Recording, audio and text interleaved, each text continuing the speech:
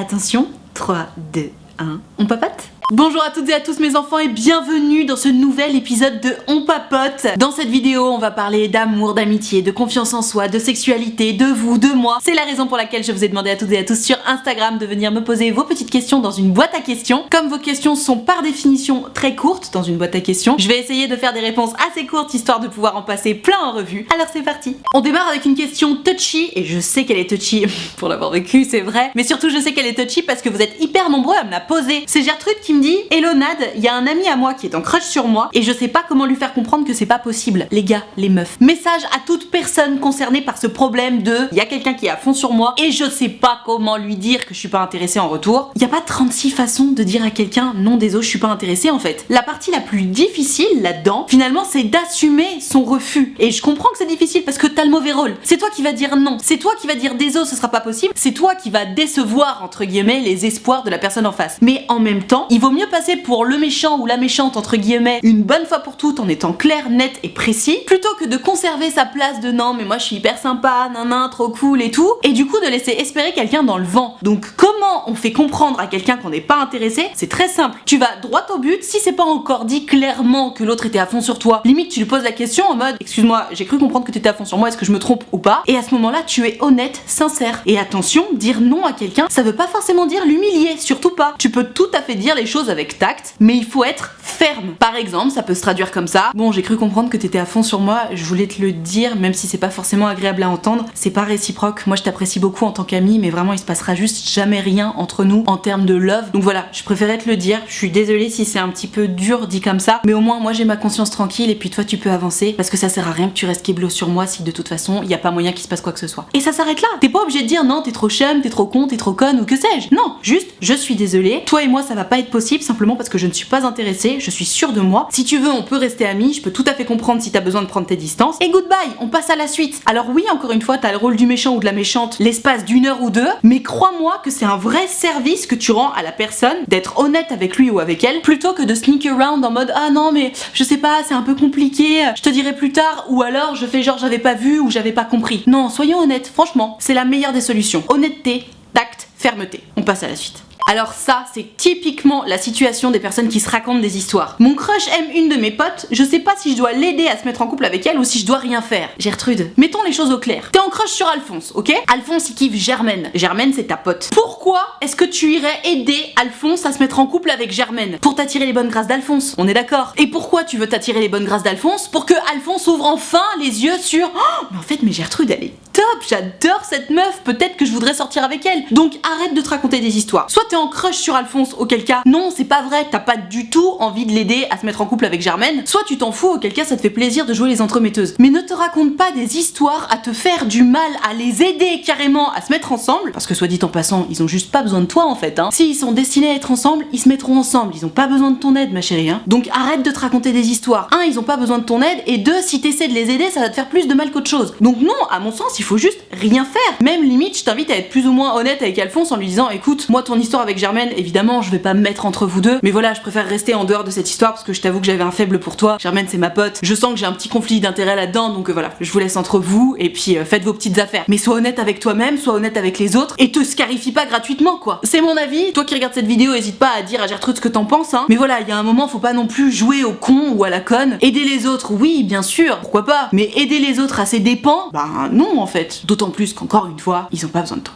Tiens, une petite question sur moi pour une fois, ça fait plaisir. Nad, est-ce que tu as réécrit ton livre il y a quelques semaines où j'ai rêvé? Alors, je sais pas ce que tu entends par j'ai réécrit mon livre. Dans tous les cas, tu n'as pas rêvé. J'ai effectivement écrit un bouquin que j'ai envoyé à mon éditeur la semaine dernière. Je peux pas encore trop en parler parce que je sais pas trop finalement si c'est encore confidentiel ou pas. Tout ce que je peux te dire, c'est que ça va sortir l'année prochaine, donc on a un peu de temps. Évidemment, je vous en parlerai au moment opportun. Ce n'est pas la suite de Timelapse. Au passage, si tu savais pas, j'ai écrit un roman déjà qui s'appelle Timelapse, qui parlait d'une nana qui est capable d'arrêter le temps, blablabla. Bref, ça n'a rien à voir, c'est pas du tout un roman, c'est plutôt un bouquin en mode plus ou moins Dr Love. C'est très parallèle avec la chaîne Utile Futile. Donc voilà, non, tu n'as pas rêvé ma Gertrude, j'ai effectivement écrit un bouquin qui sortira l'année prochaine. J'ai hâte de pouvoir vous en dire plus. Et on passe à la question suivante. Ok, on va faire un sondage, les gars, les meufs. Préparez vos claviers, puisque le sondage aura évidemment lieu dans les commentaires. Si tu connais déjà ma réponse, tape 1. Si tu connais pas ma réponse, tape 2. Tous celles et ceux qui tapent 2, si vous regardez mes vidéos depuis moins de 2 semaines, vous êtes pardonnés. Sinon, c'est que clairement, vous avez pas compris la leçon. C'est Gertrude qui me dit, il veut être avec moi, mais il a aussi envie de profiter de sa jeunesse. Ça me vénère les histoires comme ça, putain. Ça veut dire quoi? J'ai envie d'être avec toi, mais je veux profiter de ma jeunesse. En fait, soit tu veux être en couple, soit t'as pas envie d'être en couple. Et d'ailleurs, soit dit en passant, profiter de sa jeunesse, ça ne veut pas forcément dire qu'il faut aller ken dans tous les sens, tu vois. Non mais je te jure, quelle hypocrisie. J'ai trop envie d'être avec toi, mais je veux vraiment profiter de ma jeunesse. T'as qu'à le dire que tu veux un couple libre, y a pas de problème avec ça, mais juste sois honnête en fait. Si tu kiffes cette personne, que tu veux la garder avec toi, mais que t'as quand même envie d'aller batifoler, y a pas de problème. Juste dis-le à la meuf. Dis-le à notre Gertrude qui souffre et qui en vient à me poser la question. Sois honnête frérot, y a pas de problème avec le couple libre. À partir du moment où l'autre est d'accord, en plus, c'est tout bénef. Mais ce délire de tragédie grecque de oh, je t'aime, mais je veux profiter de ma jeunesse. Le dilemme cornélien, tu sais, c'est bon, ça va 2 secondes. Gertrude, ouvre grand les yeux. Soit t'es ok pour un couple libre, auquel cas, roule les jeunesses, vous allez vous entendre parce que c'est clairement ce que lui veut. Soit t'es pas ok pour un couple libre parce que toi tu veux un couple exclusif, ce que je peux tout à fait comprendre. Auquel cas, vous ne voulez pas les mêmes choses et donc ciao, next. Quand on ne veut pas la même chose, on ne reste pas. Surtout si c'est toi qui en veux plus et l'autre qui en veut le moins, parce que quand t'en veux plus, c'est toi qui tombe et c'est à toi que ça va faire mal. Donc next, ma Gertrude, next. Sauf si tu veux un couple libre, bien sûr.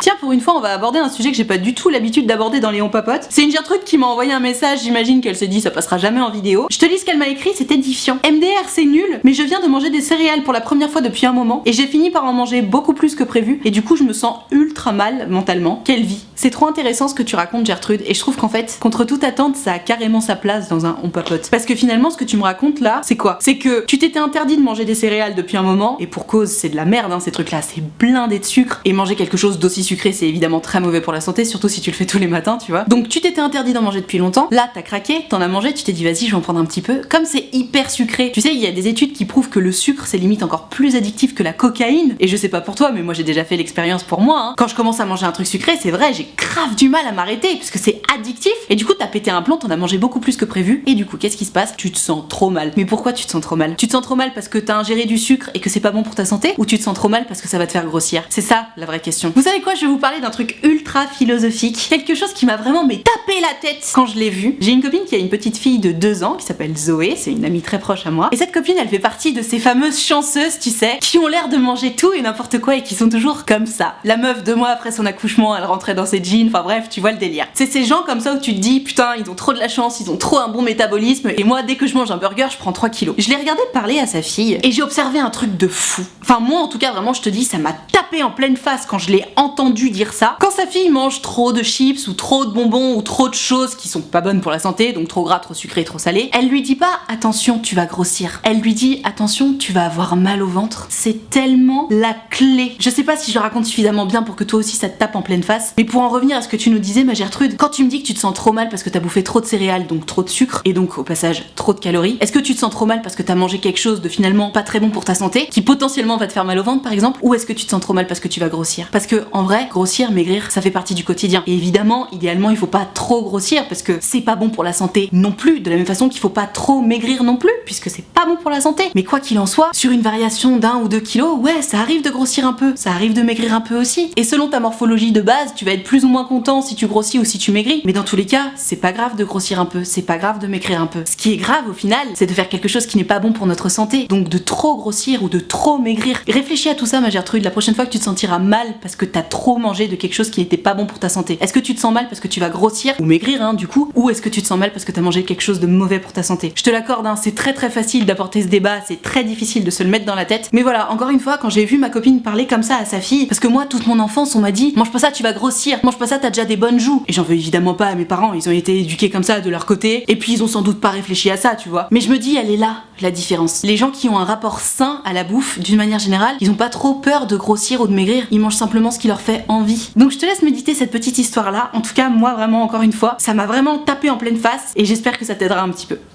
tiens, question hyper intéressante. On ne se parle plus trop en ce moment avec mon crush et il y a une très grosse soirée bientôt. Est-ce que je lui propose? Mais ma Gertrude, c'est trop intéressant ce que t'amènes là. Parce que c'est vrai que je parle très souvent d'histoires d'amour, de crush, de trucs, de machin. Mais comment on fait, tu sais, quand t'es un petit peu dans le creux de la vague? Parce que je parle beaucoup de il faut discuter avec son crush, etc. Je dis beaucoup aussi qu'il faut accepter que la conversation s'arrête. Tu sais, quand t'as plus rien à dire, juste tu dis rien. Parce que si tu dis des trucs alors que t'as rien à dire, ça va être chiant. Et si ce que tu racontes c'est chiant, ton crush va penser que t'es chiant ou chiante. Donc l'idée vraiment c'est de ne parler que quand t'as quelque chose à dire, que quand t'as une question à poser ou une blague à faire ou une anecdote à raconter, tu vois. Si tu racontes quelque chose d'intéressant, fatalement tu seras intéressant ou intéressante. Si tu racontes quelque chose de chiant, fatalement tu seras chiant ou chiante. Donc là ma Gertrude, justement, tu te retrouves un peu dans le creux de la vague, vous avez plus trop grand chose à vous dire. Pourquoi vous avez plus grand chose à vous dire, soit dit en passant? Sans doute parce que vous ne passez pas suffisamment de temps ensemble. C'est aussi là la limite des messages, hein. S'envoyer des messages et tout, c'est cool, avoir une bonne vibe par message, c'est cool. Ça permet aussi d'ailleurs de rendre plus normal, entre guillemets, le fait de se voir en vrai, de rigoler en vrai et tout. Mais il est absolument indispensable de passer du temps avec son crush si tu veux que ça avance. Et donc là, tu m'expliques que t'es dans le creux de la vague et que bientôt il y a une soirée et tu sais pas si tu lui proposes, mais tu rigoles ou quoi? Au contraire,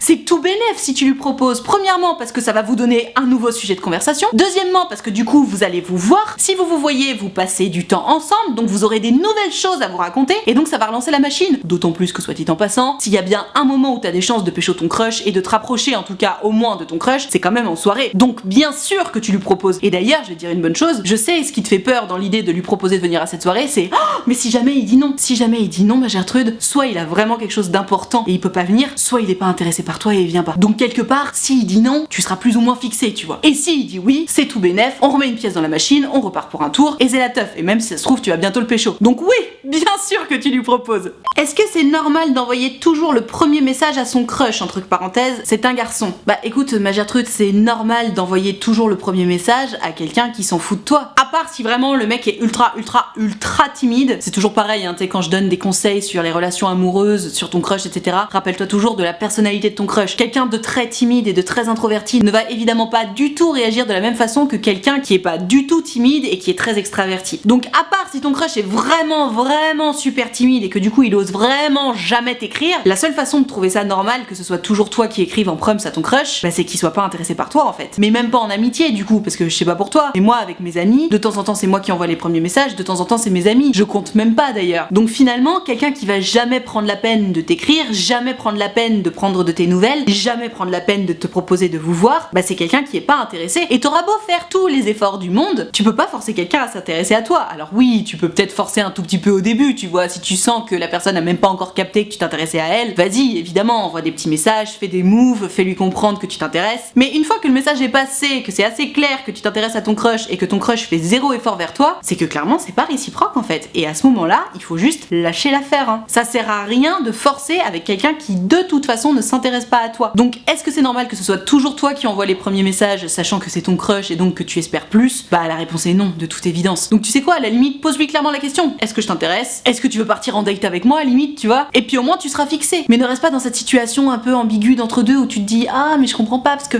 malgré tout il répond à mes messages mais en même temps il m'en envoie jamais le premier et tout. Pose la question. Arrêtons d'avoir peur parce que la seule chose qui te fait peur en posant la question, c'est la réponse. T'as peur qu'ils te disent non. Or si tu as besoin de poser la question, c'est déjà parce que tu penses que la réponse va être non. Donc l'un dans l'autre, vas-y quoi.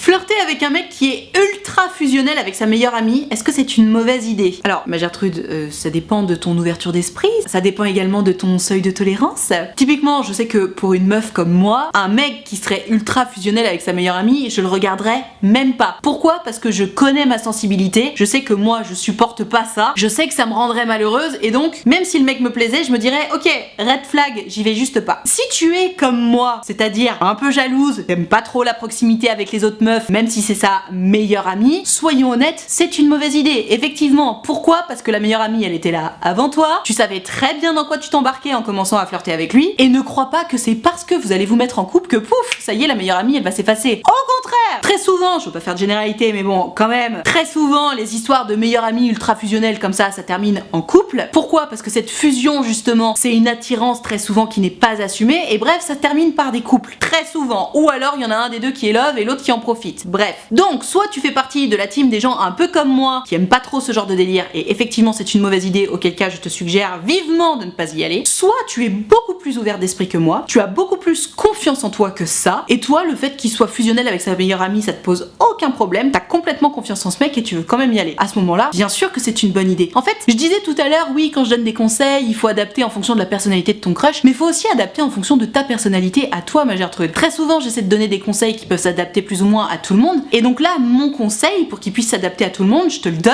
c'est écoute ta sensibilité. Si pour toi, c'est déjà un problème qu'il soit fusionnel avec sa meilleure amie, ce qui au passage me semble être le cas, sinon tu m'en aurais pas parlé par message, n'y va pas, parce que de toute façon, ça ne va faire qu'empirer. Pour l'instant, tu t'en fous de ce mec, vous n'êtes même pas encore ensemble, vous n'avez encore rien vécu ensemble, ça te fait déjà chier qu'il soit fusionnel avec sa meilleure amie. Qu'est-ce que ça va être quand ça fera 3 mois que vous êtes ensemble et que tu seras complètement love de lui? Donc si comme je le pense, ça te fait déjà chier, oui c'est une mauvaise idée, non n'y va pas, stop ici, c'est ce qu'on appelle un red flag. De l'autre côté, si je me trompe complètement sur le fait que bon bah potentiellement ça te dérange un petit peu, si tu n'y vois aucun inconvénient, que tu trouves que leur relation est super cool, que t'es pas du tout jalouse, que t'as carrément confiance en toi par rapport à ça, go, évidemment, écoute ta sensibilité en fait. Si tu sens que ça te dérange, tu n'y vas pas. Tout simplement parce qu'encore une fois, elle était là avant toi, tu savais dans quoi tu t'embarquais. Si tu sens que ça te dérange pas du tout, qu'il y a aucun souci par rapport à ça, go. Et de toute façon, c'est valable avec tout le reste, hein. Que ce soit sur des opinions personnelles, politiques, que ce soit sur des valeurs, sur un rythme de vie, sur une hygiène de vie, quand tu sens que tu commences à flirter avec quelqu'un où il y a des choses qui dérangent ta sensibilité, rappelle-toi quand même que tu sais dans quoi tu t'embarques. Si c'était là avant toi, t'as peu de chances que ça s'arrête après, hein. Soit à l'inverse, tu sens qu'il n'y a rien qui dérange ta sensibilité, auquel cas c'est ce qu'on appelle un green flag, un drapeau vert, et tu peux y aller. Mais arrêtons de fermer les yeux sur les red flags. Là, ma Gertrude, encore une fois, si tu viens m'en parler, c'est que c'est un problème pour toi. Si c'est déjà un problème pour toi, rends-toi compte que ça va faire qu'empirer. Donc encore une fois, si je ne me trompe pas et que ça te pose déjà problème, oui, c'est une mauvaise idée.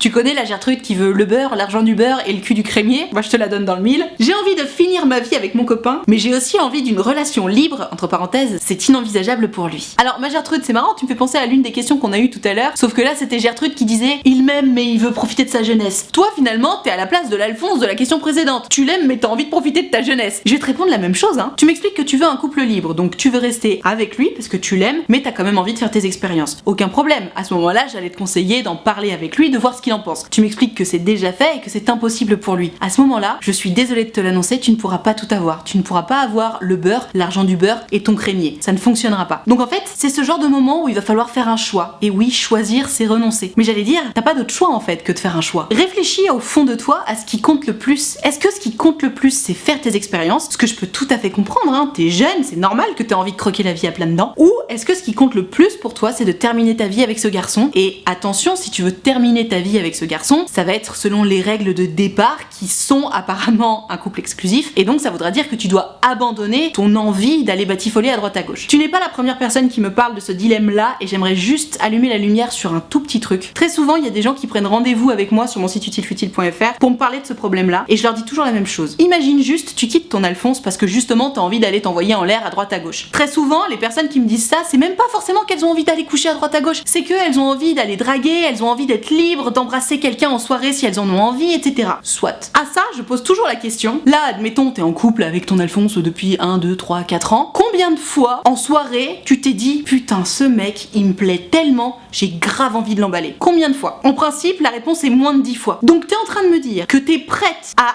arrêter définitivement une relation avec quelqu'un avec qui tu étais prête à terminer ta vie pour 1 ou 2 ou 3 soirées où t'as été un peu frustrée de pas pouvoir embrasser quelqu'un d'autre?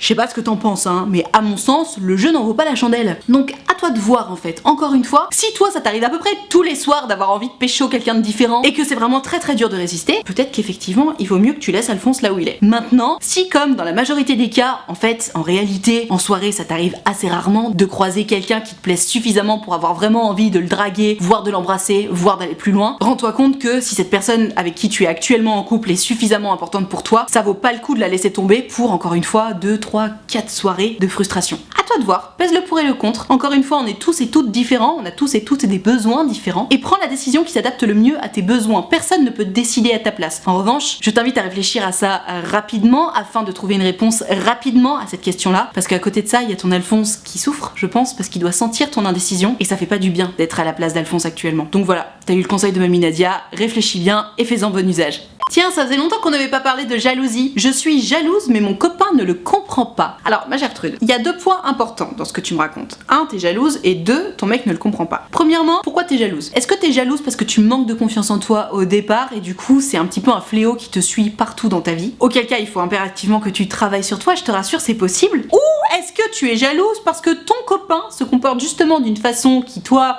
te met pas trop en confiance, ce qui fait que tu es jalouse. C'est pas du tout la même chose. Si tu es dans la première situation, encore une fois, ça se travaille, ce n'est pas la faute de ton copain, tu peux tout à fait lui expliquer et discuter avec lui justement pour qu'il comprenne. Déjà que c'est pas sa faute et simplement que tu as besoin d'être rassuré et tout ira bien. Maintenant, si c'est la deuxième situation, si tu es jalouse à cause du comportement de ton copain que tu juges finalement inapproprié, là il y a des vraies questions à se poser sur votre couple. Parce que non seulement ça voudrait dire que t'es jalouse parce qu'il se comporte mal à tes yeux, par rapport à tes valeurs j'entends, donc finalement ça veut dire que vous avez pas la même vision du couple, vous n'avez pas non plus les mêmes valeurs, mais en plus ça veut dire que malgré tes explications, il voit pas où est le problème et donc il comprend pas pourquoi t'es jalouse. Ce qui appuierait encore mieux mon idée selon laquelle vous n'avez pas la même vision du couple et vous n'avez pas les mêmes valeurs. Ça fait pas de lui un connard, c'est juste que vous êtes différents. Et comme vous êtes différents, vous êtes tellement différents que vous vous comprenez pas. Si tu es dans ce schéma-là, ma Gertrude, je suis désolée de t'annoncer que t'as pas grand-chose à faire avec ce garçon. Parce que tu pourras bien travailler sur toi autant que tu veux. Si tu te retrouves dans une situation comme la Gertrude précédente, où ton mec est absolument fusionnel avec sa meilleure amie et ça te fait péter un plomb, ça va pas changer du jour au lendemain. Il est comme ça, ton mec. Et s'il voit pas où est le problème, effectivement, il comprendra jamais pourquoi ça te rend jalouse. Et si c'est le cas, je suis désolée de te le dire encore une fois, mais vous n'avez rien à faire ensemble. Si tu es avec quelqu'un qui te rend malheureuse et qui ne voit pas où est le problème dans ses actions, c'est que vous avez rien à faire ensemble. Donc à toi de voir. Soit t'es dans la première option, auquel cas encore une fois, tu discutes avec lui, tu lui fais comprendre que surtout c'est pas sa faute à lui, mais que lui peut t'aider justement à aller mieux en te rassurant, etc. Et si tu es dans cette situation-là et qu'il le comprend pas,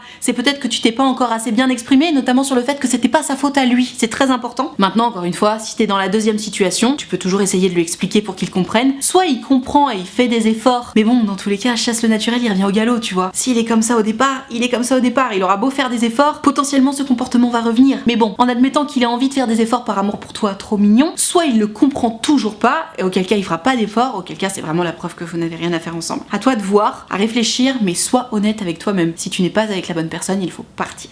Voilà, je vais m'arrêter là pour ce On Papote. J'espère que ça t'a plu, j'espère que ça t'a intéressé, peut-être même que ça t'a appris des choses. Dans tous les cas, si tu as kiffé, n'hésite pas à me mettre un pouce bleu. Tu peux aussi t'abonner à cette chaîne YouTube. Fais-le s'il te plaît, c'est hyper important pour moi, ça prend moins d'1 seconde. Tu cliques juste sur le bouton s'abonner et tu fais plus rien d'autre, c'est gratos. Si tu aimes les notifications, pour le coup, tu peux même cliquer sur la cloche à côté. Maintenant, si t'aimes pas, tu cliques pas. Pour pouvoir participer aux prochaines vidéos, tu l'auras compris, c'est sur Instagram que ça se passe, donc tu n'as qu'à venir me suivre et surtout, il faut que tu regardes mes stories parce que c'est dans mes stories que je précise à quel moment je suis en train de préparer ma vidéo et c'est donc à ce moment-là qu'il faut m'envoyer ton histoire par message privé ou dans la boîte à questions, notamment pour les On Papote. Donc je t'attends dès à présent sur Instagram. Et alors si t'es pas très branché à Instagram mais que t'as quand même envie de discuter avec moi de ton histoire d'amour, d'amitié, de sexualité, de confiance en toi, de ce que tu veux, mais que ça reste privé et que ça ne passe pas en vidéo, figure-toi que c'est possible. J'ai créé un site internet qui s'appelle utilefutile.fr sur lequel tu peux prendre rendez-vous avec moi. Tu peux choisir de prendre un rendez-vous de 20 minutes ou de 45 minutes selon si ton histoire est longue ou pas, selon si tu as besoin de beaucoup en parler ou pas. Et tu peux choisir de me raconter tout ça à l'écrit, au téléphone ou en visio selon ce que tu préfères, selon ce qui te met le plus à l'aise. Dans tous les cas, si t'as envie de prendre rendez-vous avec moi mais que t'oses pas ou que t'as peur ou quoi que ce soit, surtout n'aie pas peur, je suis évidemment très gentille, tolérante et bienveillante comme dans mes vidéos. Et surtout tu ne me déranges pas, c'est toujours un grand plaisir pour moi de vous avoir en rendez-vous, donc tu n'hésites pas, utilefutile.fr, le lien est dans la barre de description. Je te rappelle également que l'option de souscription payante à ma chaîne YouTube est activée, ce sont les abonnés de Diamant, tu le sais depuis le temps, ils sont là pour me soutenir. C'est la raison pour laquelle il y a une cotisation de 5 € par mois ou plus, d'ailleurs si tu veux et que tu peux, n'hésite pas. Et moi pour les remercier de tout ce soutien, je leur ai créé un groupe Facebook dans lequel on discute tous ensemble, je leur fais régulièrement des lives Facebook exclusifs rien que pour eux, et tu l'auras compris, tout le monde est très gentil, très accueillant, très bienveillant, donc pareil. Si t'as envie de venir les rejoindre mais que t'oses pas, que t'as peur ou quoi que ce soit, surtout tu n'hésites pas, tu seras forcément bien accueilli puisque c'est la règle d'or des abonnés de Diamant. Tout ceci étant dit, merci infiniment d'avoir suivi cette vidéo en entier, et moi en attendant la prochaine vidéo, je te fais des très gros bisous. Ciao.